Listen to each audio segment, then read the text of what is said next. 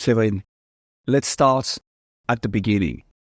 What does it take to actually build a treasury function from scratch? Well, first of all, you need to understand the needs of the business. So you need to understand what is their maturity level. That was quickly done, very low. Then you have to understand where you can unlock value, right? Which areas will you be able to bring the most value to your transformation so that your first steps fuel returns that will let you invest for the following steps. So really understand very well the people, reach out to the people, have a vision on where you want to go on the end state, share your vision, take the time to share it at the top level and down the organization and laterally with other functions so that everybody is aligned on where you want to go. Where you want to go is very clear from a treasurer, right? We know what bliss looks like, right? So you explain where you want to go. You explain what is the scope of treasury. Are you going to cover operational payments or only really corporate treasury, right? What is the scope of your treasury organization? So understand what is going to be managed by treasury, not managed by treasury. And then really have deep conversation with the people, understand what would they like to be improved, because many of them, they will be suffering in silence often, right? For many years of things that they wish they had more guidance on this. They wish they had more support on this, or they're not happy with their bank. They can't manage to do that because they don't get the support from another function, right? So understand what are the pain points from their point of view, and then align them with where you want to go, where you know value will be unlocked. And with this, you can already initiate the machine. Then it's how do you do it, right? How do you do it? You have always to move hand in hand from a technology standpoint, right? Governance standpoint, ultra important. Otherwise, whatever you build remains somewhere in the cloud and is not really ingrained in the company. People, ultra important. You need to bring them along with you, raise their skills level as the maturity goes up. Make sure you can secure the good elements that you keep those people. Carve those people out from other finance function because you have designed what treasury is not, right? So you should try to have those people separated so that you can have a much better focus on their development. And then, of course, all your partnership from a technology, banking, fintech, peers, right? Have that whole ecosystem with you. Love that. There are two things that I want to follow up on in here, Severine. The first thing is, and that's one of the first things you mentioned, it's not actually just transforming the function. It's also transforming the way people see treasury within and outside of treasury. How do you handle both? Because there is, for having gone through some of that, there is enough work of hey, okay, this is the vision. This is how we want to get there. Those are the first steps that we need to take in order to get there. All whilst, by the way, this is treasury. This is what we do. Hey, how do you make sure that all this falls into place properly and that you do not lose pieces along the way, outside and within treasury? So it's very difficult, honestly, because you need to bring, to some extent, the other functions also up on their maturity ladder, right? Right. They have their own roadmap, for sure. But you need to put yourself into their roadmap so that they understand that you need their support or you need their alignment.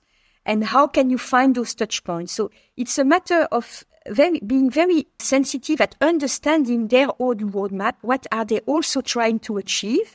How can we help them? Because in many cases, you can have mutual interest. And then focus on those points first, right?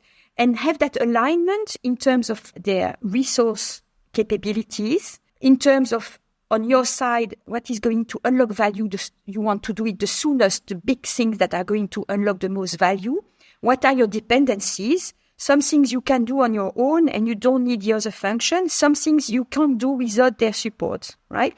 So you need to constantly revisit that. What are the big projects in the company? What are they doing? Right? For instance, in Latin America, they were busy centralizing to handle any projects you want them to do. But yet that they are still flexible enough to adapt what they are developing, to take into account your elements of governance, processes, etc. So it's really doing this co-working with the various functions. It can take time, but it's really building that trust. And then once you are on the move, then, it just builds on and on and on and becomes easier.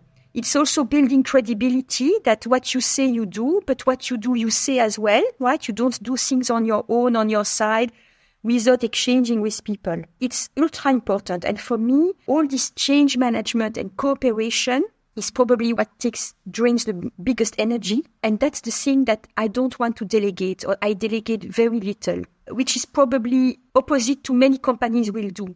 Right? They will say, this who will take this small clerk who will do the change management. No. To me, it's very important that it's being done and that you take as much attention to people all the way in the chain, right? I'm not thinking about, hierarchy, whatever. For me, this is not a very important element to me because we need everybody to be embarked on and to be successful. So you need to spend time with people. If you can go and meet them face to face, it's always better than on a video. If you can do a video, it's better than a call. A call is better than a mail. And sometimes you have to align these, right? And do different, and not just drop it on them and leave, but constantly give them an update, realign, adjust your timeline when it makes sense, right? Understand that people, in principle, they want the best for the company. Right? We should not doubt about that, right? Even if sometimes you feel some frustration, it's because people want the best for the company, right? So give them the benefit of the doubt always, but be persistent, regular, and have a very thorough project management process where you don't lose track of the things that stay pending, right? And that's where the cooperation with PricewaterhouseCoopers has been extremely helpful because they have this consistent approach and they'll remind us of things that we said, we can do that in 6 weeks. Well, boom, 6 weeks plus 1 day, here we are, right? So it's just, we can be patient, but we never lose track. And inside the Treasury organization, it's a matter to give pride to people, to what they are doing. It's a matter really training them, taking the time, that they understand where we are going to, why, what will be in it for them, what is required from them, how that can help them having more resource in terms of system, more resource for their people, for the organization, how they can better serve their business, right? The treasury people in the regions, they are much closer to the business than we can be in the head office. And they want to have that role, right? So how can we empower them so that they feel that thanks to what we are doing, they will be better partners for their business? It's a big change of mindset, depending on what is the starting point. But in many cases, you can have very good surprises of people who say, finally, I was waiting for this for years, right? And then they are your advocates with other local people. Or you do the transformation with a certain affiliates, and then they become your advocate for the other regions, the other affiliates. So it gives positive mindset, right? Where over time you are building your credibility, you're building your trust, and people understand that, yes, what you do has benefits for the central hub, but they have automation, they have saving costs, they have better people, they have, so you need to initiate this machine. But of course, the beginning is the most difficult because people think, some told me, right? You arrived and you told us, this is my vision, that's what I want to do. And we were thinking, yeah. Sure, Good luck, sure we'll see, right? And the same people, 2 years later, they go and say to my boss, initially, we never thought she would do it. How is it she can do it? And our other projects are not moving as nicely, right? So it's building that trust, but very important, we never listen enough, right? We have to listen.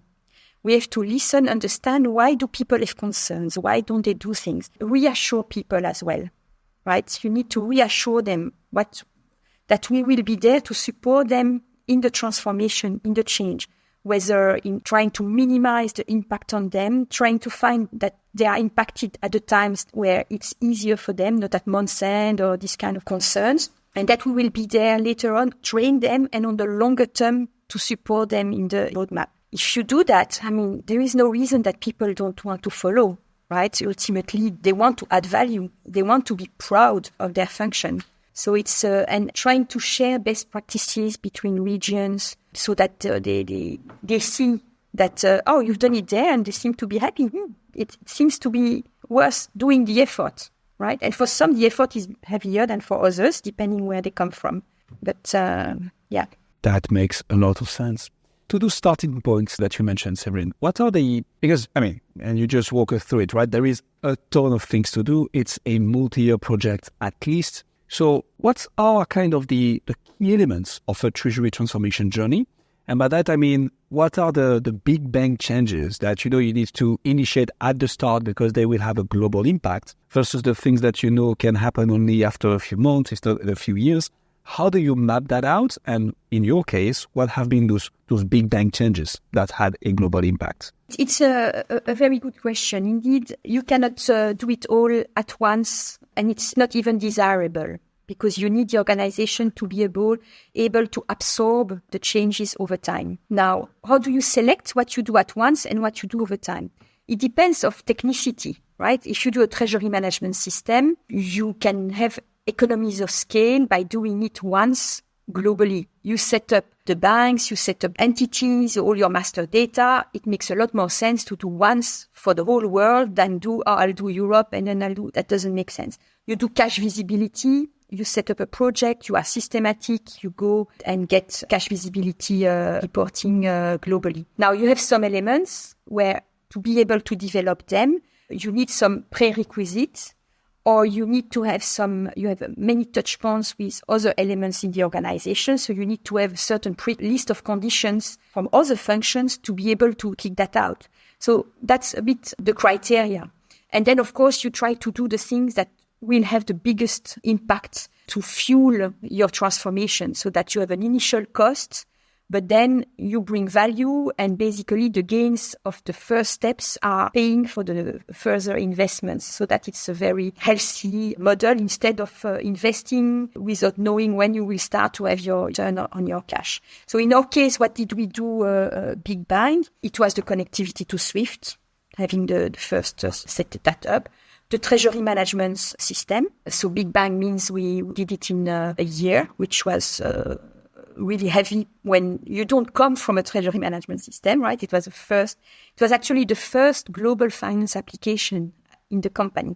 We didn't even have a unique entity code in the company, right? We didn't have any conventions on how do you do code. So the cash visibility, you want to know who are we banking with, where is our cash. When I joined, it was completely, we were missing that information. And then you have a number of elements where you can do it relatively fast in the central treasury, in-house bank, let's say, but the rollout takes more time. So, for instance, a selection of the banks, we started with the central treasury, but then you have to do your RFPs and select, and you can do it in bulk, but you cannot do 40 countries at once. That's a bit, I think banks would kill us if we come with 40 countries RFP. They already sometimes complain. And then you need to, be able to absorb the implementation behind. So banking redesign, you do it by certain pool that correspond to certain priorities. Then when you do that, you can do the connectivity behind.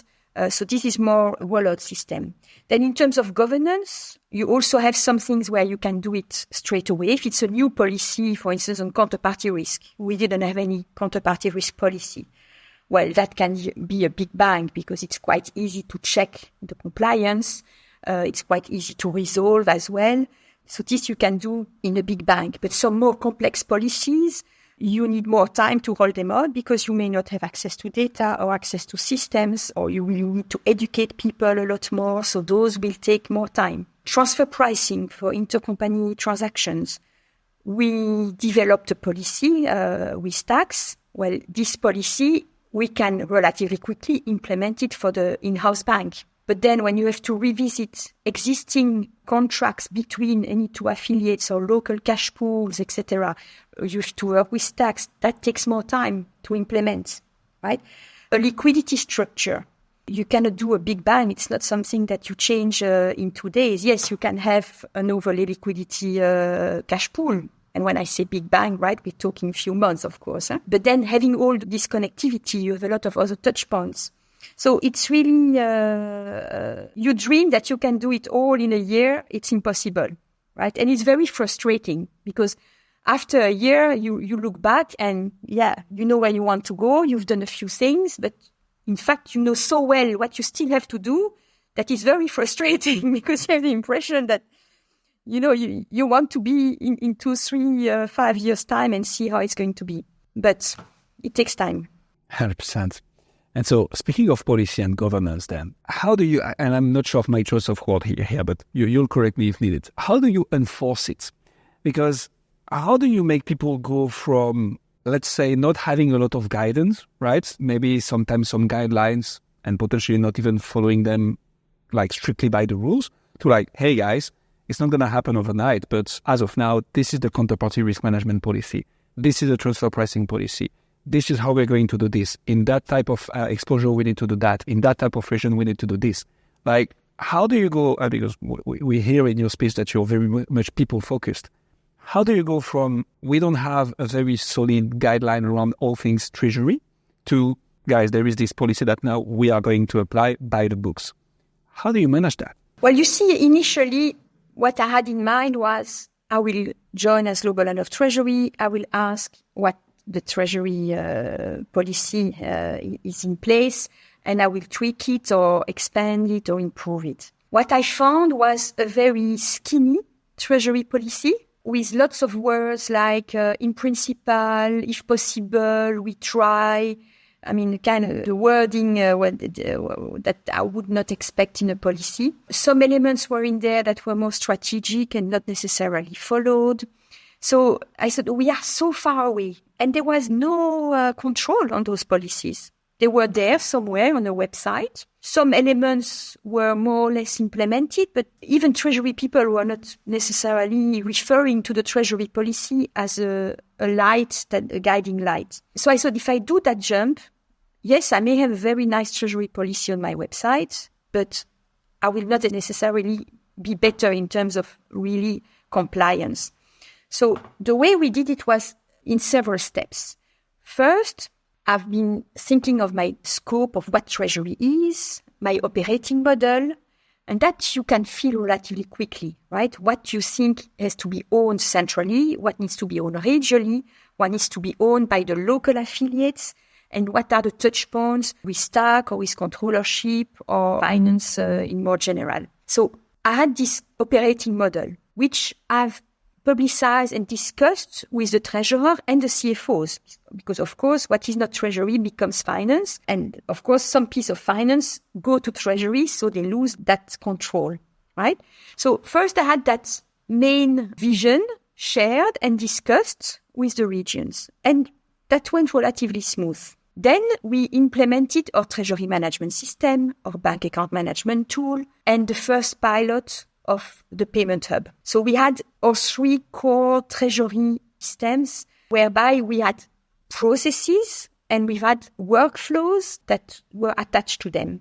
So we're getting closer, right, to the treasury policy because we are deciding who's doing what, who are the rights, as we are implementing those systems, we are developing this governance. And then as we are doing that, we are thinking on how can we check that this is in force. So either it's embedded controls via the system, it's the easiest. They can't, if they want to do it, they are not able to do it. Or we set up so for instance, for counterparty risk, we set up some reports where we can check the compliance. So with a full set of reports and a full set of dashboards, then you start to have something that really takes life, where people, you can tell them, you see this policy, this line number 12, it corresponds to this report. And that's what I want to see in the report, or that's I don't want to see in these reports. Right? So it becomes very concrete for people. Once you've done that, then you can really draft more detailed treasury policies. But in fact, most of it is already implemented.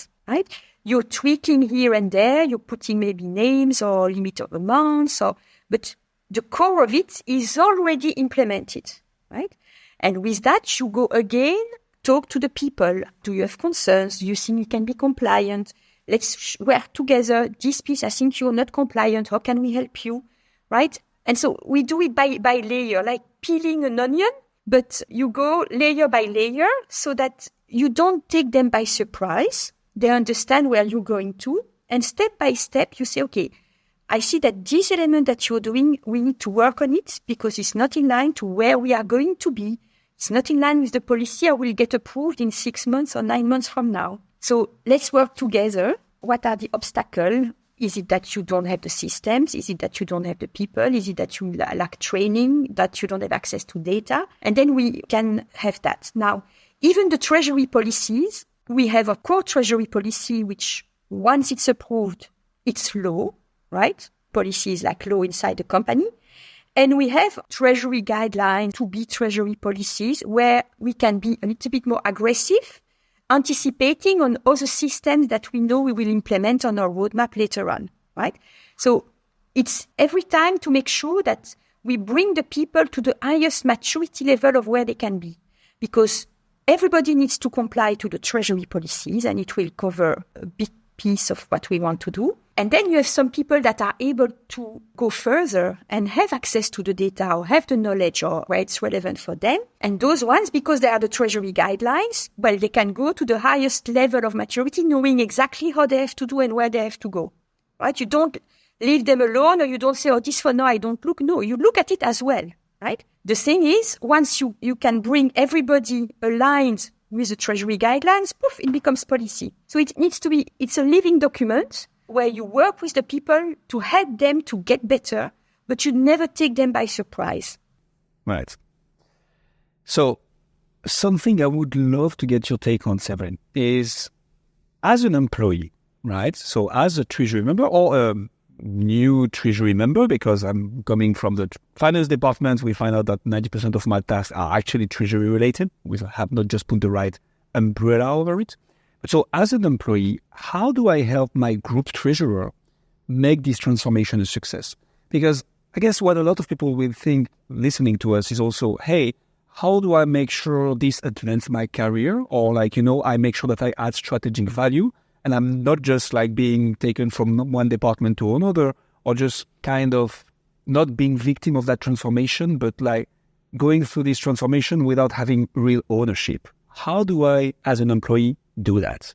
Well, first, there is this element of the transformation. I wish that all the people in Treasury could report to me directly, of course, with an org chart. It's not the case, right? They report to the finance people.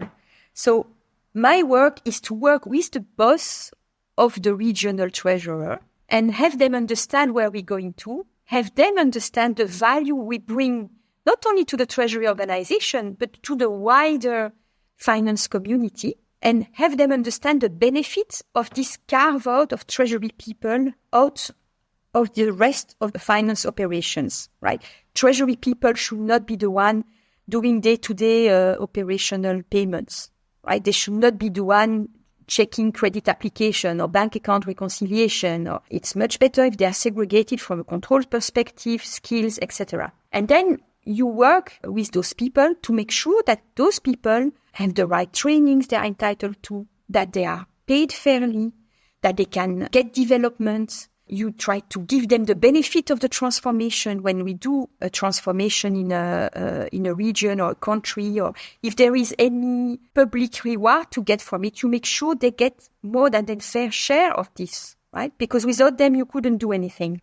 Right? So really that people see that. You give them that pride and enthusiasm about what Treasury is about.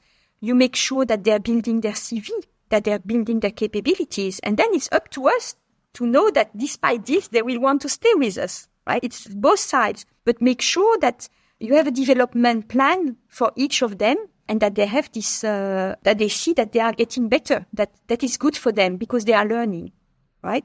And trying to build that community larger than what they have just in their region or in their country, that they feel that they belong to a wider Treasury community, that if they are faced with a problem, in Central, they have a center of excellence where we can think together and design solutions, right? So I think it's not easy because you come from far away where people are doing just tasks, they're being done just what they were asked to do. And then you ask them not to do tasks, but to play a role. It's much different, right? So I love that. That's the vision of the group treasurer, what you need to do for your employees as a group treasurer when you want to bring them along in the transformation journey. But I guess, and if I had to rephrase a bit the question, let's say you hire me, Severine, at the beginning of your transformational journey. What do I need to do to make sure that you get the value from me and I really help you for this transformation journey? What needs to be true in the things I do, in the way I approach things, for you to be like, yeah, he played a key role in the transformation, and then you put in place this reward system and so on and so forth. So first you have to understand the vision, and you even have to question the vision.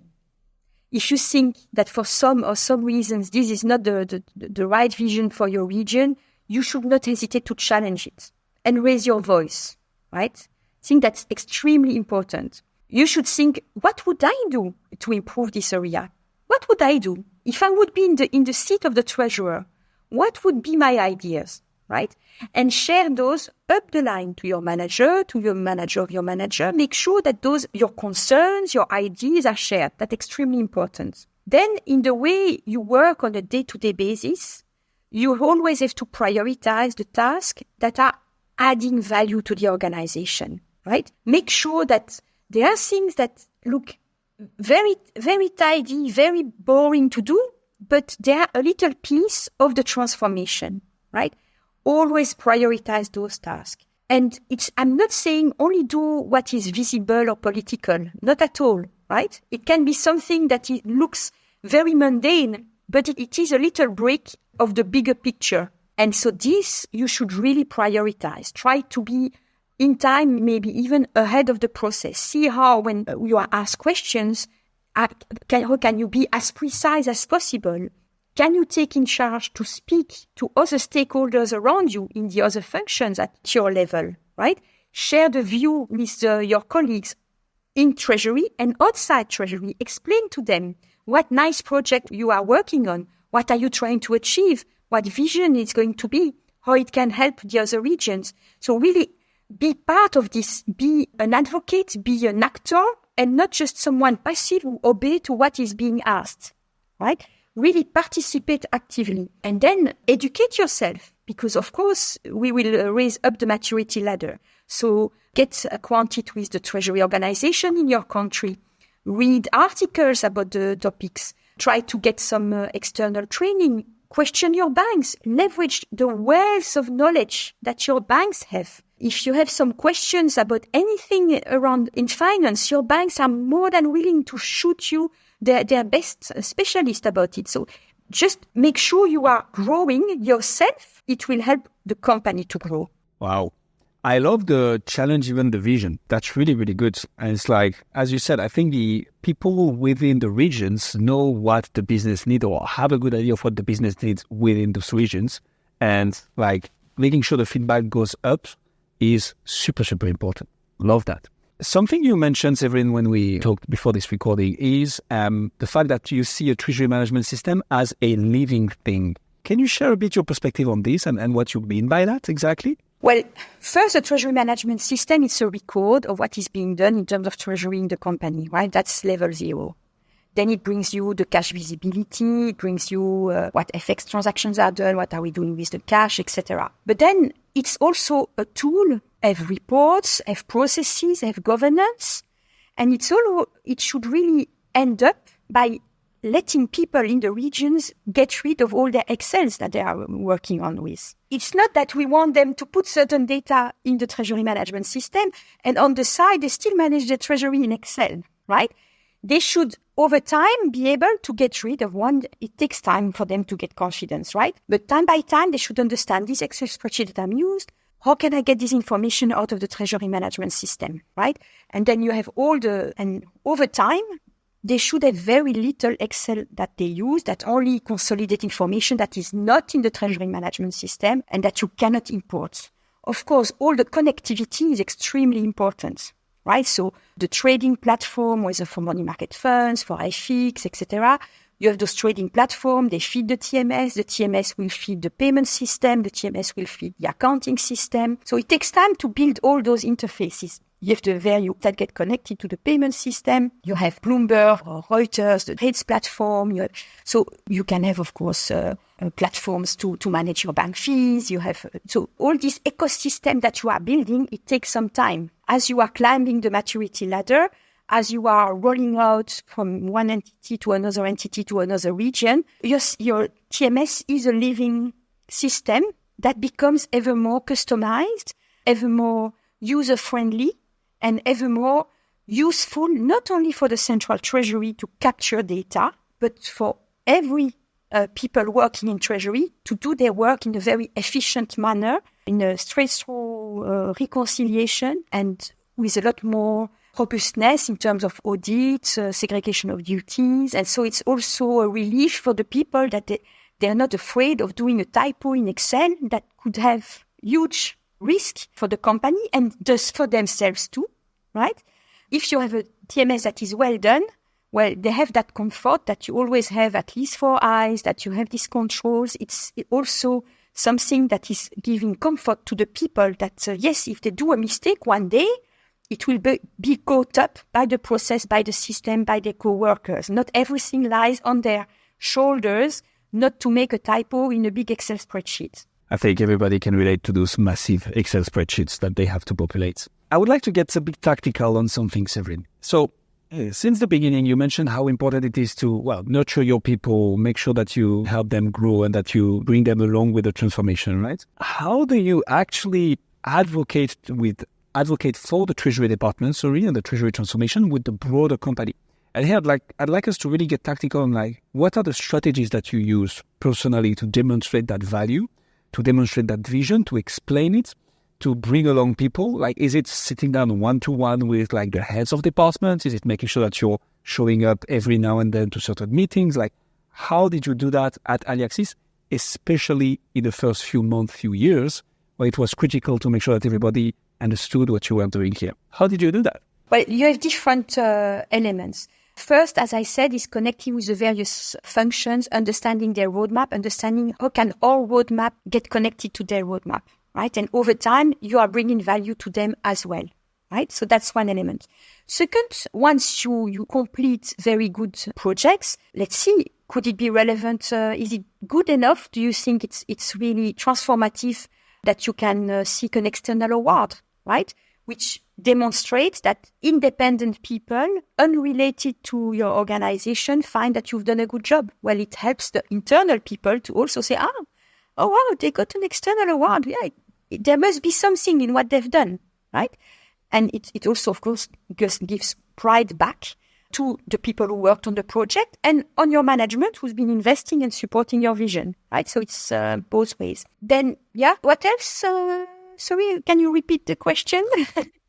So do you typically, because I'm thinking, do you typically sit down with, so I'm thinking of the importance of tax and legal when it comes to treasury, right? One could imagine that when you have for years, if not decades, a treasury department that is not playing a proactive role in how to, bring that value to the business, I have not had many interactions with legal and tax, for instance. When you bring on the treasury transformation journey, well, not only will you need them for the treasury transformation, but also afterwards, hey, those are now the clear guidelines. We need your buy-in on this and that, and we need your support on this and that. So is it showing up in a meeting with them every now and then? Is it, participating in certain steering committees or even board committees, whatever it is? How do you tactically, meaning in the facts, do that? Well, I regularly have meetings with those functions where I prioritize the work where we need their support, because we send them along. We have this, we send emails. Can you do that? We need that.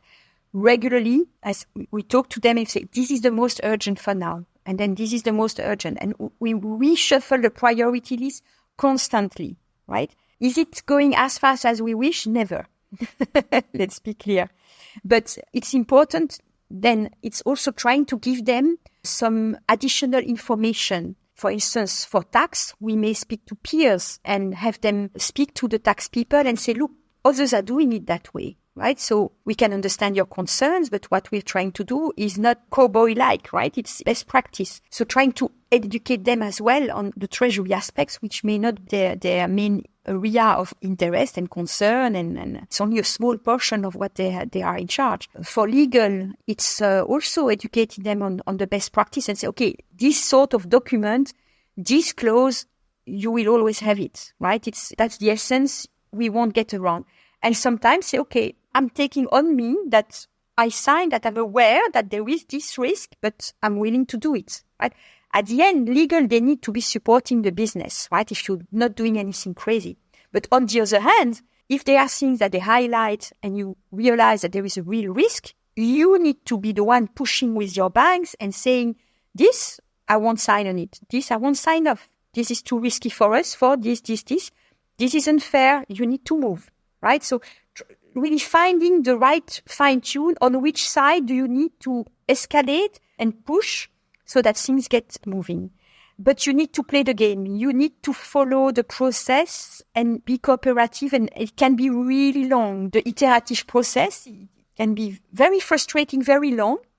And then you come to a point where all things that could be cleared following the regular process are cleared. And then you come to a few elements. And there you need to find, and potentially you need to involve your CFO to make that decision and sit by your side or not, right? It's not easy because it's also building knowledge and skills in those teams. But if you invest and do things by the rule and respect their point of view, right? We need to respect that legal, they are there to protect the company, right? They are not there to put hurdles on us. Some contracts, I had a contract which took 19 months to negotiate, which to me was a very basic contract, 19 months. It's ultra long, right? I'm sure they mean it well, right? I'm sure they mean it well. So ultimately we got there, but you need also to understand that they have their own priority, which they may be taken by deals or transactions, or which will always prevail on transformation. It's very unfair and you hate it, but it's the reality. And for ourselves as well, by the way, right? We sometimes, some periods we are working on a deal and we don't have the time to do what we should be doing for the transformation. But we try to minimize those times to always have our transformation quite high on our agenda, otherwise nothing happens. But you have always this balance between what they need to do to support new acquisitions, separations, maybe they have a tax audit somewhere, maybe they have new compliance rules, you can have some disruptive element in those functions, and you need to understand that they don't have just you in their lives. It's not easy, but ultimately, and that's all, you manage to do it. And that's why doing a transformation at a relatively accelerated pace and having several workflows at one time can help. Because if you're stuck on one workflow, you can still move on another one. If you're very iterative and you say, I'd first do my TMS and then I will see next what I see, and you're stuck for something in your TMS, let's say, well, you're stuck, right? But if you have 3, 4, 5 workflows at the same time, you always have some where you can still move on without having that reliance or being reliant on another function that has more time, right? So if you have enough on your plate, like the little Chinese with their little sticks and plates, right? You don't want a plate to fall, but you have to make sure you don't have just 2 plates because then not a lot will be achieved. So by having several workflows at one time, you make sure that at least some projects are moving on. And you also, it's a way also to manage your frustration. Which can be very important on a multi-year project. And because I think a lot of people will be interested in that. I mean, we've talked to hundreds of treasurers by now, and one of the main things that pops up is, hey, treasury is still very siloed within companies, right? Not everybody knows what we do. It's not really recognized, plus we work within ourselves. So what's the incentive that you give to the departments, or heads of departments, to make sure that they work along with you? What I mean by that is, I have a pretty good idea of what you need to do to convince your CFO, right? You need to show the money. You need to go there and say, hey, bottom line, this is what's going to bring us. And then you can line up all the qualitative aspects as well. I suspect with legal, for instance, it's not as simple. Not that it's simple, but it's not as straightforward. It's not like, hey, this is going to allow us to make that much money. I guess there are some incentives and like moving pieces that you can play with to be like, hey, if you help us on this, this is what's in it for you. How do you do that? Legal, at the end, it's a risk reduction function, right? So yes, you have projects where the bottom line cash is what you're looking for, but stronger governance, reduction of risk, this speaks to legal. for instance, right? So you always have some common touch points. If you think of the wider organization, finance organization, automation is something that they will be looking at. Lower fees, easier access to cash, less risk of fraud. You have always a lot of elements. You can also play the catalyst. For instance, what I've arranged is some fintechs that are working on bank account reconciliation. They don't have that in the finance function. It's definitely not a treasury responsibility, but you can be the catalyst and show them new ways of working, opportunities of transformation on their own processes and help them along, right? Or if I speak of IT, I leveraged a very big bank, not to name them Citi, to help us organize a workshop on data. They've done a fantastic job, again, leveraging all the brain power you have with banks, and have that workshop with IT to say, okay, food for your thoughts, right? Here is a large multinational is doing it. And when as a customer, I can see there is value. So it's trying to help them on solving their problems, and solving their problems will often help us to do our job better, right?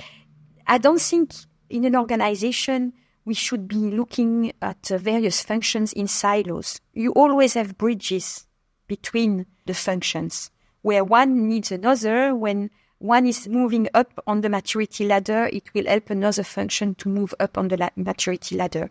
You have the business and you have the finance organization. The business needs finance to have guidance of what they need to improve, and we need the business to support our transformation. So these are just examples of how you can do that. Absolutely love that. Severine, is there anything you'd add to our conversation that I maybe didn't touch upon, but you think is important to bring up? Not particularly. I think it's maybe if people are interested on a very practical case, at Eurofinance, we will present what we have achieved in our LATAM region. So we have done a selection of our banks over there for 10 countries. We re-challenged our initial opinion of having one bank per country because that was not the best solution for the region. We have implemented those new banks with lots of related systems, including the payment hub. We have revisited all the funding. Thanks to this, we could reduce FX exposure, which was a lot self-inflicted because they didn't have enough funding in certain countries, and then borrowing from another one, creating FX exposure. We have materially improved all the master data in the Ps. We have hundreds of thousands of fields that have been reviewed. We've achieved a high level of automation. I think it's a very nice project. We involved 62 people that were at least busy on a weekly basis on this project, whether from central treasury, local treasury, the various banks, the advisors.